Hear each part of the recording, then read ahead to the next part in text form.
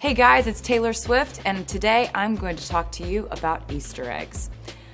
No, not the bunny pastel Easter eggs, although I really do love that aesthetic right now. I'm loving pastels. But yeah, Easter eggs that I'm going to talk to you about are the kind of cryptic message sending Easter eggs. When you're watching a movie or a music video and you notice something in the background, and that something leads to sort of behind the scenes information, that's an Easter egg. So I love to communicate via Easter eggs. I think the best messages are cryptic ones. So I'm gonna lead you through my favorite kinds of Easter eggs to lay. Easter eggs can be left on clothing or jewelry. This is one of my favorite ways to do this because you wear something that foreshadows something else, and people don't really usually find out this one immediately, but they know you're probably sending a message.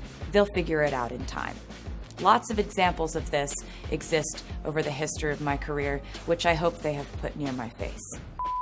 A specific way you can leave Easter eggs is on nails. I'm not doing it right now. I just like glitter.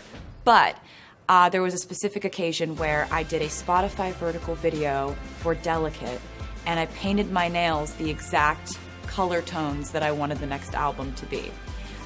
Some people picked up on it immediately, others picked up on it a few months down the line, but it made me feel nice to know that, you know, when you plan something that far in advance, you're actually kind of just flexing on planning. That's what an Easter egg really does.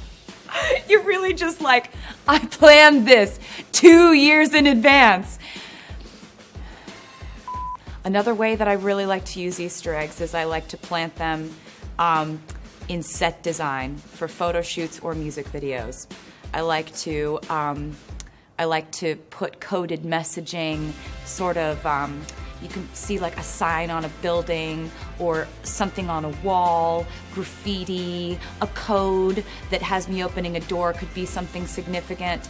And you know, I really started doing this in music videos much more during the Reputation album because I wasn't doing interviews. And so I still wanted to be able to communicate messages to the fans. And so the Easter eggs really went into overdrive. I think the most Easter eggy video of my entire career thus far is Look What You Made Me Do. Literally the whole video is just an Easter egg.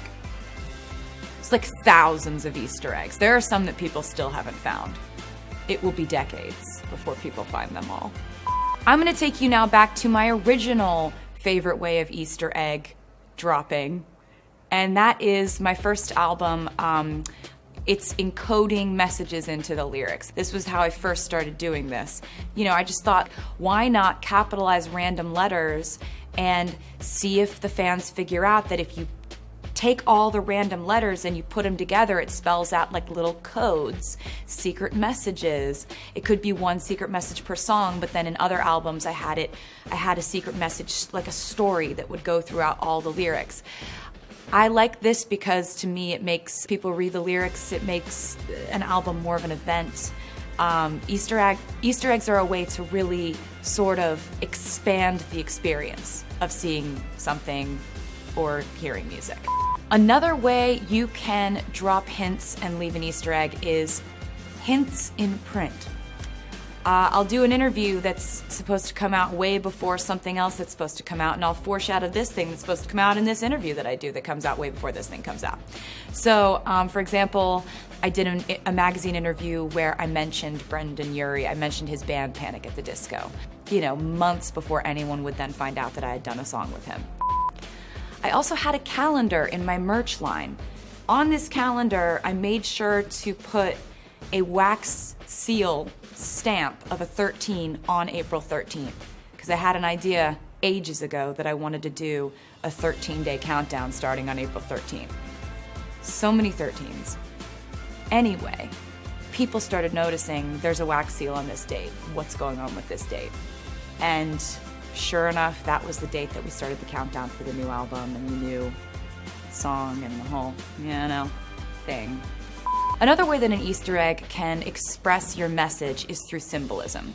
So a lot of the time I'll pick something that I think symbolizes something else. Like I'll pick a snake as sort of the mascot for, you know, feeling misunderstood, or, you know, being somebody that is not going to strike unless they're stepped on. Or a butterfly, which is like kind of just breaking free of that kind of, that darkness and, you know, fluttering into the light. Or a palm tree. I did a post on my Instagram and I posted 7 palm trees, and I posted it on the day I finished my 7th album. And a palm tree symbolizes rebirth, new beginnings, positive energy. So.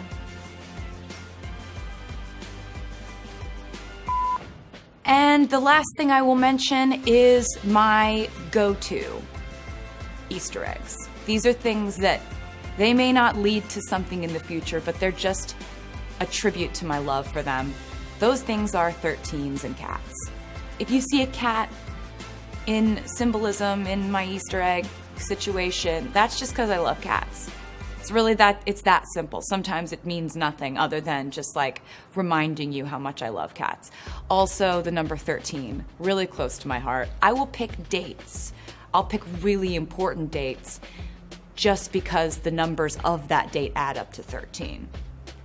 It rules my life. So, you know, any Easter egg fiend has their go-tos. Those are mine. So thank you so much for sitting down with me to talk about Easter eggs, which I'm sure I enjoyed much more than you did.